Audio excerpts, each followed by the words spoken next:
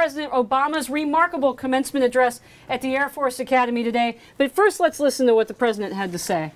Around the world, the United States is leading once more. We're leading on global security. We are leading economically. We're leading on behalf of human dignity and on behalf of freedom. Bill, you were a speechwriter for President Bush. Does this kind of mission accomplished speech on foreign policy sound familiar? This is mission accomplished plus leading from behind all in one speech. Look, presidents go every year to the service academies and give a speech.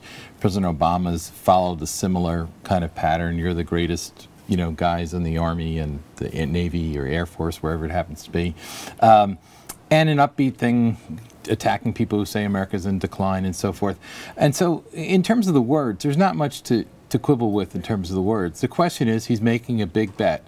What this speech sets up is his Afghanistan policy, you know, as a short-term electoral decision, getting out of Afghanistan and announcing it. That's probably a very good thing.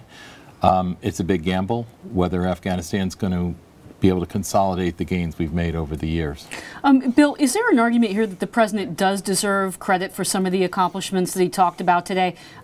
For example, he said the U.S. prevented a massacre in Libya with an international mission. What about things like that? I think that he does deserve credit for individual action. I think he deserves credit for hunting down bin Laden and giving him. Where I object to is that he seems to think that no one else deserves credit for it either. And there are a lot of the uses of the word I's when he talks about these things, and not you guys, you Navy SEALs, or you Special Forces, or you Air Force guys. So I would have a little quibble that way. We're talking to Main Street columnist Bill McGurn about President Obama's commencement speech today at the Air Force Academy. Bill, let's step back a little bit. What does this speech tell you about the President's view of America's role in the world? Anything new? I don't think it tells anything new. I think what's revealing is there is no coherent view in here. This is a summary, as you say, little achievements and so forth. And let's not, when I say little, I mean scattered achievements and so forth. But there was no coherent philosophy. It was all sort of boilerplate about we're leading economically. I mean, he talked about trade. I don't know that President Obama has a single initiative that didn't involve completing the trade agreements reached under the George Bush years.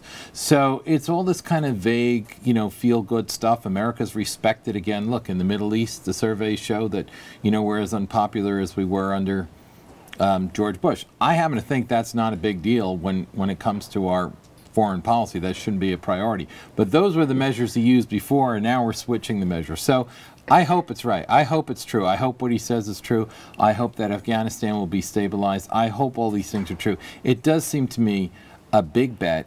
It also seems to me, we know from other books and things inside, he's not listening to his own generals about this. I mean, look, the commander-in-chief gets to make the last say. I'd feel a lot better if he at least listened to the people that he himself has appointed.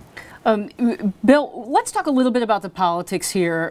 The President ran in 2008, won a lot of swing voters, independents, and the youth vote.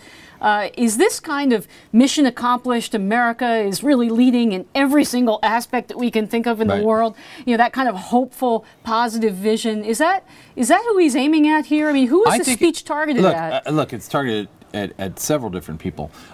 One of the things is it's kind of a fulfillment of a campaign pledge. You know, he was going to be the guy that gets us out of the wars. Look, we all want to end the wars. That's a very popular thing to be getting out. People are tired. It's been a long, long war. People don't always see the progress. So a lot of times you see we're just losing lives of our Marines, our airmen, our sailors and our soldiers, and they don't see the gains. So I think that's very popular. The question is, the real test of President Obama's philosophy is not now in this election campaign. It's whether he's left too prematurely, and we might not know that for a year or two. It's whether he's going to maintain he's always talking about investments. You know, when he talks about investments, he means taking your tax dollars and giving it to Solyndra. But what about the investments in technology for the troops, for our defense force? I'm not sure that's going to be a priority. Well, we're going to have to leave it at that, unfortunately. Wall Street Journal Main Street columnist Bill McGurn, thanks so much for being with us. Thank you.